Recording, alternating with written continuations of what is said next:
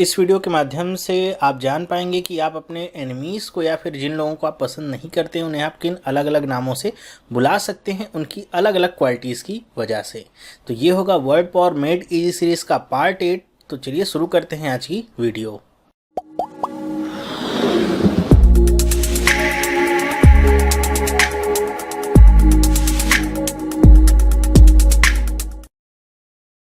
Hello, मेरा नाम है चंद्रहास। स्टडी स्मार्ट में आपका स्वागत है। दोस्तों, ये word power made easy series से पार्ट 8 है। इसका मतलब पार्ट 7 तक मैंने आपको पहले ही दे दिया है। तो आपने अगर पार्ट 7 तक के वीडियोस नहीं देखे हैं तो आज ही देख सकते हैं। प्लेलिस्ट पे क्लिक करके जाएंगे तो आपको पूरे वीडियोस मिल जाएंगे और बहुत सारी वोकैबुलरी आपको सीखने को मिलेगी, जानने को मिलेगी। यहाँ पे हम डिस्कस करेंगे आज कि आप अलग अलग जिन व्यक्तियों को आप पसंद नहीं करते उनको उनकी क्वालिटीज़ के हिसाब से किन किन नामों से बुलाते हैं या बुला सकते हैं। तो इन क्वालिटीज़ को हम देखेंगे और उन्हें क्या कहते हैं इसके बारे में डिस्कस करेंगे। हालांकि पिछले सारे वीडियोस की तुलना में ये हो सकता है थोड़ा सा छोटा वीडियो होगा, क्योंकि यहाँ पे जो वर्ड्स बने हुए हैं उनके रूट वर्ड्स थोड़े से मुश्किल हैं। कई सारे शब्द हैं जिनके रूट वर्ड्स आपको नहीं देखने को मिलेंगे, क्योंकि वो डायरेक्ट किसी न किसी व्यक्ति से रिलेटेड होते हैं। ओके, हालांकि ये पार्ट बहुत लंबा हो सकता था, लेकिन इसको मैंने 2-3 पार्ट में अलग अलग तोड़ दिया है, तो आपको धीरे धीरे सीखने को मिलेगा। तो चलिए देखते हैं। सबसे पहला शब्द जो आपके सामने लिखा हुआ है क्या है? मार्टिनेट। मार्टिनेट का मतलब क्या होता है? जैसे यहाँ पे लिखा है स्लेव ड्राइवर। मतलब आप जानते होंगे, अपने आसपास कुछ लोग ऐसे होते होंगे जो बहुत ही, जैसे लिखा है you make every toe to the mark. ये आपका एक आइटम है जो पुराने समय में यूज़ हुआ करता था। टो टू द मार्क मतलब किसी भी रूल या रेगुलेशन पे एकदम स्ट्रिक्ट रहना, डिसिप्लिन को एकदम स्ट्रिक्टली फॉलो कराने वाला, तो उसको हम कहेंगे टो टू द मार्क।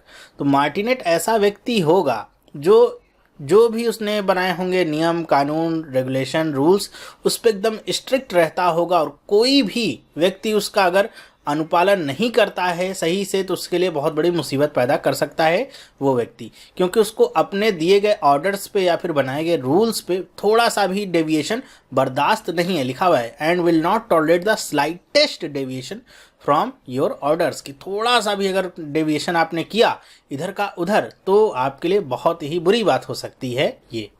तो इसे हम क्या कहेंगे? मार्टिनेट। आपके सामने भी कुछ ऐसे व्यक्ति होंगे, आपके आसपास कुछ ऐसे व्यक्ति होंगे, कई बार ऐसे टीचर्स आपको मिल जाते हैं जो एकदम स्ट्रिक्टली फॉलो करते हैं रूल्स और रेगुलेशन को।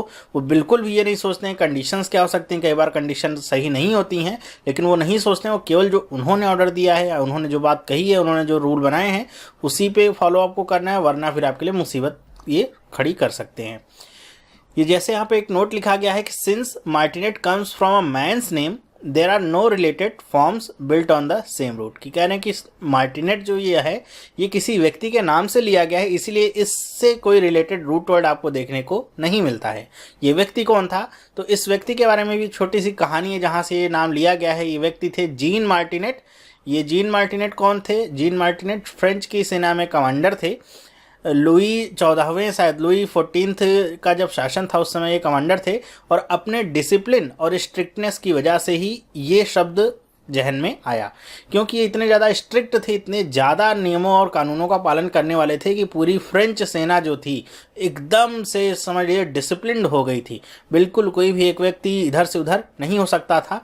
और वो जो समय था फ्रेंच सेना का या फ्रेंच आर्मी का, आज भी याद किया जाता है अपने डिसिप्लिन की वजह से। तो वहाँ से ये शब्द अस्तित्व में आया। जीन मार्टिनेट के नाम से इसका एक नामकरण हो गया मार्टिनेट। तो अगर आप किसी व्यक्ति को मार्टिनेट कहते हैं तो ये वो उस व्यक्ति के लिए ऐसा नहीं कि उसे आप अलंकृत कर रहे हैं या फिर उसकी प्रशंसा के लिए आप कह रहे हैं। मार्टिनेट शब्द का जो इस्तेमाल होता है ये हमेशा कह लीजिए नेगेटिव सेंस में इस्तेमाल किया जाता है किसी भी व्यक्ति के लिए। ओके, तो मेरे ख्याल से आपको पूरा ये क्लियर हो गया होगा। नेक्स्ट देखते हैं वर्ड क्या है। नेक्स्ट वर्ड है साइकोफेंट। हो सकता है बहुत सारे लोगों ने इस वर्ड को देखा होगा, जाना होगा। साइकोफेंट का मतलब क्या होता है? जैसे यहाँ पे लिखा हुआ है बूट लिकर। बूट लिकर जैसे तलवे चाटना कह सकते हैं किसी के, तो वैसे ही जो साइकोफेंट व्यक्ति होता है वो अपने फायदे के लिए किसी भी बड़े ओहदे वाले व्यक्ति, बड़े पद वाले व्यक्ति या फिर रिच व्यक्ति, अमीर व्यक्तियों के तलवे चाटता रहता है, मतलब उसकी चापलूसी करता रहता है, मतलब एक बहुत हद तक जो चापलूस होता है उसे हम क्या कहते हैं, साइकोफेंट। और वो किस लिए करता है, वो किसी व्यक्ति को खुश करने के लिए नहीं, केवल अपने फायदे के लिए वो ये सारे काम करता है। उसको लगता है कि उसको कोई फायदा होना है तो कुछ भी कर सकता है उस व्यक्ति की चापलूसी करने में, कि कैसे भी वो चापलूसी करके अपना काम निकलवा सकता है। इसीलिए इसे क्या कहते हैं, बूट लिकर कहते हैं। बूट लिकर का मतलब ये कि तलवे तक चाटने को वो तैयार हो जाएगा जहां पे उसका फायदा होगा। ओके, यहाँ पे लिखा है you cultivate people of power of property so that you can करी फेवर एट अपॉर्चुन मोमेंट। जो पावर के लोग हैं या फिर जिनके पास प्रॉपर्टी है, पैसा है, अमीर हैं, ऐसे लोगों की इतनी ज़्यादा आप खुशामद करते हैं, चापलूसी करते हैं, ताकि सही समय आने पर आप उनका भी फ़ायदा उठा सकें। तो ऐसे लोग क्या कहलाएंगे, साइकोफेंट। अब देखते हैं ये जो वर्ड है, जैसे ये कहाँ से निकला है, तो यहाँ पे बता रहे हैं कि sycophant comes from the Greeks, कि ग्रीक से ये वर्ड हमको देखने को मिलता है। और ये बात कहाँ से निकल के आई, according to Shipley's dictionary of word origins, यहाँ से ये वर्ड देखने को आपको मिलता है कि ओरिजिन कहाँ से हुआ है, ग्रीक से।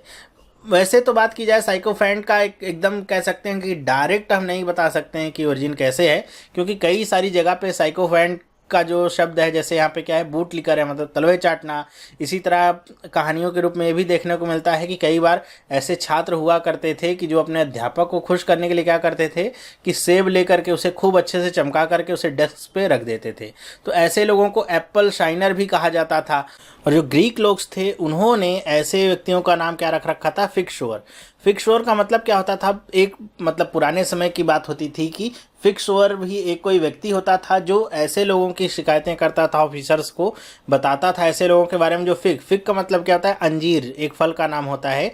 तो उसकी जो इलीगली अगर कोई उसे बेचता था या कहीं ले जाता था, रखता था, तो उसके बारे में वो ऑफिसर्स को सूचना देता था, उसके बदले में उसको इनाम मिलता था। तो वहाँ से आपका टर्म निकला है। जो यहाँ पे जैसे फिग का मतलब क्या है, साइकॉन, और टू शो का मतलब क्या है, फेनाइन। ये दोनों शब्द हैं जिससे मिलकर के वर्ड आपका बना है क्या, साइकोफेंट। साइकोफेंट का इसी से मतलब निकल के आता है क्या, चापलूस। नेक्स्ट वर्ड यहाँ पे देखते हैं, लिखा हुआ है डिलेटेंटी। डिलेटेंटी का मतलब क्या होता है, जैसे लिखा है डैबलर।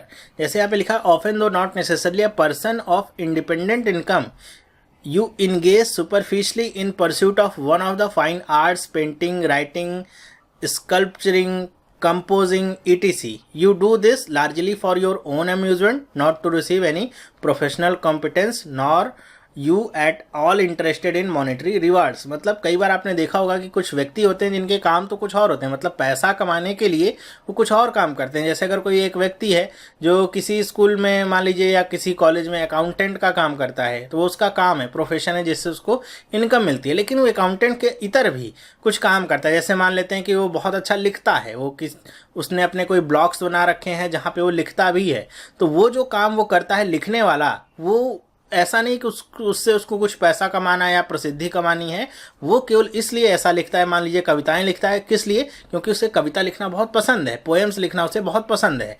तो ऐसे जो व्यक्ति होते हैं वो क्या कहलाते हैं, डिलेटेंटी। ओके, मतलब वो जो काम प्रोफेशनली करते हैं जिससे उनको पैसा मिलता है, उसके अलावा भी उनके अंदर कुछ ऐसी स्किल्स होती हैं जिसको वो एमेच्योर ढंग से करते हैं। एमेच्योर का मतलब उसे प्रोफेशनल लेवल पे नहीं ले जाते हैं, केवल अपनी खुशी के लिए वो काम करेंगे। ठीक है, उसमें उसको कोई फ़ायदा नहीं है कि उसको कोई पैसा मिले या प्रसिद्धि मिले, लोग देखें, तारीफ करें, नहीं, उसको खुशी हो रही इसलिए वो काम कर रहा है। ठीक है, ऐसे आपको देखने को मिलते हैं। जैसे एक ऐसे एग्जाम्पल ले सकते हैं, जैसे मूवी के एक्टर्स होते हैं, सलमान खान हैं, वो एक्टिंग करते हैं, वो उनका क्या है, प्रोफेशन है, उससे उनको पैसा, प्रसिद्धि सब कुछ मिलती है। लेकिन उसके अलावा वो पेंटिंग भी करते हैं, तो पेंटिंग से उनको कोई पैसा या प्रसिद्धि नहीं मिलती, वो उनका शौक है जिससे उनको खुशी मिलती है, तो वो उसे करते हैं पेंटिंग। तो वो क्या कहलाएगा, डिलेटेंटी कहलाएगा उनके लिए। ठीक है, तो ये एक एग्जाम्पल के थ्रू भी आप समझ गए होंगे। नेक्स्ट देखते हैं हम वर्ड क्या है। नेक्स्ट वर्ड है विरागो। विरागो का मतलब क्या होता है, जैसे यहाँ पे लिखा है बैटल एक्स, लिखा है you are an loudmouth shrewish turbulent women, you are quarrelsome and aggressive, possessing none of those gentle and tender qualities stereotypically associated with femininity। मतलब कई बार आपने देखा होगा कुछ औरतें आपको ऐसी मिलती हैं जो बहुत ही ज़्यादा जोर से बोलती हैं, डांटते हुए बोलती हैं, हमेशा लड़ाई के लिए तैयार रहती हैं, एग्रेसिव रहती हैं। क्वेरलसम का मतलब लड़ाई झगड़े के लिए एकदम तैयार रहती हैं। उनके अंदर औरतों वाली वो सारी खासियतें नहीं होती हैं जो ज़्यादातर प्रचलित होती हैं। जैसे कहते हैं कि औरतें लड़ाई झगड़े नहीं करती, उनसे बचने की कोशिश करती हैं, बहुत ही धीमा बोलती हैं, शर्माती हैं, वो सारी उनके अंदर कोई भी खासियत नहीं रहती। वो किसी से बहुत बात करने में झिझकेंगी नहीं, ऊंचा बोलेंगी, लड़ने को भी तैयार रहेंगी, आप उनसे भिड़ नहीं सकते, बहस नहीं कर सकते। तो ऐसी जो औरतें होती हैं उनको क्या कहा जाता है? विरैगो। ठीक है। और ऐसी औरतों को विरैगो इसलिए कहा जाता है क्योंकि इनके अंदर जो फेमिनिटी होती है उसकी कमी होती है। मतलब जैसा हमारे समाज में माना जाता है, वो जो औरतों की जेंटलनेस है, मतलब एक उदारता या फिर कह लीजिए शांति प्रियता, वो सब उनके अंदर नहीं पाई जाती है। तो ऐसी औरतें विरैगो कहलाती हैं। आपके आसपास भी कोई ना कोई आपको ऐसा जरूर मिलेगा, या फिर कोई औरत अगर ऐसी होगी तो आप उसे विरैगो बोल सकते हैं। ठीक है। उसको हालांकि ना समझ में आए, लेकिन आपको पता है कि आपने उसे क्या बोला है। ठीक है। और ये शब्द जो आता है ये कहाँ से आता है? ये आपका लैटिन वर्ड है, क्योंकि लैटिन में मैन के लिए वर्ड यूज किया जाता है VIR, वीर। ठीक है। और यहीं से ये शब्द आता है विरैगो। अब आप कहेंगे कि ये आदमियों के लिए शब्द इस्तेमाल किया जाता है, तो औरत के लिए क्यों है? इसीलिए क्योंकि जो ऐसी औरतें होती हैं उनके अंदर आदमियों वाले गुण होते हैं, औरतों वाले जो जेंटल गुण पाए जाते वो इनके अंदर मौजूद नहीं होते हैं। ठीक है। नेक्स्ट देखते हैं क्या है। नेक्स्ट वर्ड है आपका शॉविनिस्ट। शॉविनिस्ट का मतलब क्या होता है? जैसे यहाँ पे लिखा है सुपर पैट्रियट। सुपर पैट्रियट का मतलब क्या होता है कि कई बार आपने ऐसे लोगों को देखा होगा कि अगर उनके पास एक बहुत ही पुरानी सी खचाड़ा सी गाड़ी भी होगी, फिर भी वो उसकी बड़ाई करते होंगे कि अरे मेरे पास ये गाड़ी है, कितना तेज चलती है कि सबको पिछाड़ देगी, इतना बढ़िया इसका माइलेज है कि मैंने 2 महीने पहले पेट्रोल भराया था, आज तक खत्म नहीं हुआ है। मतलब उसके बारे में खूब लंबी चौड़ी छोड़ेंगे। ऐसा है ही नहीं कि उसके अंदर कोई कमी है। खचाड़ा गाड़ी तो वो है ही नहीं, और दुनिया की सबसे बेहतरीन गाड़ी उनके पास है, और उसको पाने के लिए बहुत सारे लोगों ने लाइन लगा रखी है। मतलब ऐसे व्यक्ति हर चीज़ जो उनके पास होगा, चाहे वो खचाड़ा गाड़ी हो, अच्छी भी हो, खचाड़ा का मतलब ही नहीं, अच्छी भी हो सकती, लेकिन वो उसको ऐसा दिखाएंगे जैसे सिर्फ उनके पास ही जो गाड़ी है वो सबसे अच्छी है, बाकी सब गाड़ियाँ खराब है। ठीक है। या फिर अगर वो जिस धर्म को मानते होंगे कहेंगे मेरे धर्म के आगे सारे धर्म बेकार हैं, सबकी बुराइयां ही करेंगे, कहेंगे मेरे धर्म में सबसे अच्छी चीज़ें बताई गई, मैं जिसको मानता हूँ वही सबसे अच्छा है। या फिर जिस पॉलिटिकल पार्टी को वो वोट देते होंगे या जिसके पक्षधर होंगे उसे कहेंगे सबसे ज़्यादा ईमानदार कर्मठ पार्टी वही है, और सारे सब के सब चोर हैं। ठीक है। तो ऐसे लोग जो होते हैं उन्हें क्या कहा जाता है? शॉविनिस्ट। मतलब उनके पास जो होता है उसकी अच्छाई या कह लीजिए बड़ाई करने में वो कोई कसर नहीं छोड़ते, और ऐसा दिखाते हैं कि दुनिया की सबसे बेहतरीन वस्तु उन्हीं के पास है, जो सबसे बेहतरीन चीज़ है वो उसको फॉलो करते हैं। तो ऐसे लोग आपके आसपास मिलेंगे आपको देखने को। जाहिर सी बात है आजकल तो बहुत सारे लोग ऐसे होते हैं, उनको क्या कहते हैं? शॉविनिस्ट। और ये जो वर्ड है ये भी आपका एक आदमी के नाम से निकला है, इसका भी संबंध फ्रेंच से ही है। ठीक है। ये भी फ्रांस से संबंधित है कि फ्रांस में भी ये भी एक सोल्जर ही था जिसका नाम था निकोलस शाविन। निकोलस शाविन नेपोलियन बोनापार्ट के समय में कहते हैं कि उसने युद्ध वगैरह लड़ा होगा, उसकी सेना में रहा होगा, तो वो नेपोलियन बोनापार्ट की ही एकदम बेतरतीब बड़ाई करता रहता था, और उसने इतनी बड़ाई कर दी कि सब लोगों के लिए वो एकदम मजाक का पात्र बन गया था। तो वहीं से आपका शब्द निकला है शॉविनिस्ट। शॉविनिस्ट का मतलब क्या होता है कि सुपर पैट्रियट। सुपर पैट्रियट का मतलब आप अंधभक्त कह सकते हैं एक तरीके से, कि जो उसके पास है वो सबसे अच्छा है। तो यहाँ पे हम देखेंगे जो पैट्रियट शब्द है वो कहाँ से आपका आया है। तो पैट्रियट जो शब्द है आपका बनता है पैटर या पैट्रिस से, जिसका मतलब होता है फादर। मतलब यहाँ पे पैट्रियट जैसे हम समझते हैं, अगर हम किसी को पैट्रियट बोलते हैं मतलब वो अपने देश के लिए मर मिटने को तैयार होता है। तो यहाँ पे जो पैट्रिस निकलता है शब्द फादर का मतलब वंस कंट्री के लिए होता है, मतलब फादर्स लैंड के लिए ये वर्ड यूज किया जाता है। तो इससे जो पैटर या पैट्रिस ये जो रूट वर्ड है इससे और सारे शब्द भी बनते हैं।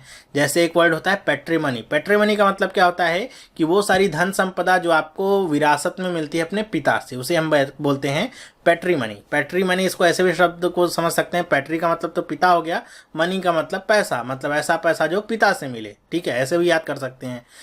दूसरा इसी शब्द निकलता है क्या? पैट्रिनिटी। पैट्रिनिटी का मतलब क्या होता है? फादरहुड। फादरहुड का मतलब पितृत्व तो कह सकते हैं। तीसरा इसी शब्द निकलता है पैट्रियार्क। पैट्रियार्क का मतलब, पैट्री का मतलब क्या हो गया? पिता। आर्क का मतलब क्या होता है? आर्क का अभी हमने पिछले पार्ट में कई बार देखा था। आर्क का मतलब क्या होता है? शासन करना। ठीक है। वो आपका रूट वर्ड निकल के आता है आर्क। तो अगर कोई पैट्रियार्क है मतलब कोई एक ऐसा व्यक्ति होगा जो पिता की समान होगा। कई बार ऐसा होता है कई देशों में जो रूलर होते थे पहले बहुत ज़्यादा बूढ़े होते थे, तो पूरी जनता जो उन्हें होती थी एक पिता के तौर पर समझती थी, तो उनके लिए वर्ड यूज होता है पैट्रियार्क। एक और शब्द है पेट्रीसाइड। पेट्रीसाइड का मतलब क्या होता है? The killing of once father. अगर कोई व्यक्ति अपने पिता की हत्या करता है तो उसे पेट्रीसाइड कहते हैं। अभी जो हत्या वाला एक पार्ट है वो मैंने शायद आपको दिया हुआ है वन वर्ड सब्स्टिट्यूशन में, आपने नहीं देखा है तो उसे जाके देख सकते हैं। उसमें अलग अलग लोगों की जो हत्या होती है उन्हें क्या कहते हैं मैंने पूरा डिटेल में बता रखा है, तो आप उसे जा करके जरूर देख लीजिएगा। नेक्स्ट वर्ड पे हम चलते हैं, देखते हैं क्या है। नेक्स्ट वर्ड है आपका इक्नोक्लास्ट। इक्नोक्लास्ट का मतलब क्या होता है? अटैकर। मतलब कई बार ऐसा देखते होंगे कुछ व्यक्ति ऐसे होते होंगे जो भी समाज में चल रही बिलीफ्स हैं या फिर जो संस्थाएं हैं या फिर जो भी हमारे आसपास होता रहता है, कई बार कई परंपराएं चलती रहती हैं जो लॉजिकली आपके दिमाग फिट नहीं बैठती हैं, लेकिन लोग क्या होते हैं करते रहते हैं उसको। लेकिन कुछ व्यक्ति ऐसा होते हैं जो उनको करने से मना कर देते हैं या फिर उनकी हंसी उड़ाते हैं या फिर उनके ऊपर बहुत ज़्यादा क्रिटिसाइज़ करते हैं उनको कि ये इसका मतलब क्या है, इससे क्या होगा, इससे कुछ नहीं होगा। जैसे हम देखते हैं गांव में, कई बार गांव में जैसे होता है क्या कि कई बार अगर गांव में बारिश नहीं होती है तो लोग कुछ गोबर के या मिट्टी के भगवान छोटे छोटे बना के रखते हैं, कहते हैं इनको बनाने से बारिश होगी। तो अब आपको पता है कि उससे कुछ होगा नहीं, अगर आप एक साइंस के स्टूडेंट हैं तो पढ़े लिखे हैं तो आपको पता है, लेकिन गांव वालों का एक बिलीफ है वो, ठीक है। तो ऐसे व्यक्ति अगर वो वहीं पे क्रिटिसाइज करने लग जाएंगे कि इससे कुछ नहीं होगा, बारिश का मतलब इससे थोड़ी नहीं है, बारिश के अपने अपने कारण होते हैं, होने ना होने के, इससे कुछ नहीं होगा, तो ऐसे व्यक्ति क्या कहलाते हैं? इग्नोक्लास्ट। मतलब वो जो जनरल बिलीफ चलता है समाज में उसको फॉलो नहीं करते हैं बल्कि उन्हें क्रिटिसाइज करते हैं, ठीक है। तो क्या कहलाएंगे? इग्नोक्लास्ट। ऐसे इसीलिए यहाँ पे लिखा गया है क्या? अटैकर।